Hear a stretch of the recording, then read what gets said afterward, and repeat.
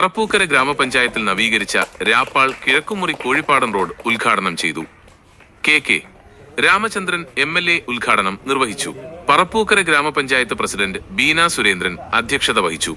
ഗ്രാമപഞ്ചായത്ത് അംഗം M. വാസന്തി, മുൻ ജനപ്രതിനിധികളായ E. പ്രകാശൻ, അശോകൻ പന്തല്ലൂർ എന്നിവർ സംസാരിച്ചു. പുതുക്കാട് മണ്ഡലം ആസ്തി വികസന ഫണ്ടിൽ നിന്നുള്ള 10,80,000 രൂപ ചെലവിലാണ് റോഡ് നവീകരിച്ചത്. വായനയിൽ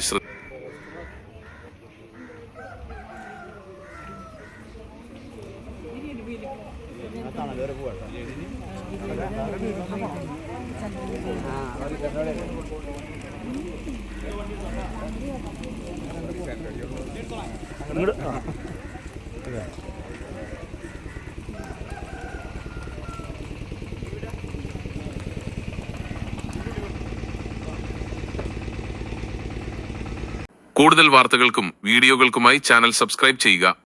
അഭിപ്രായങ്ങളും നിർദ്ദേശങ്ങളും രേഖപ്പെടുത്തുമല്ലോ.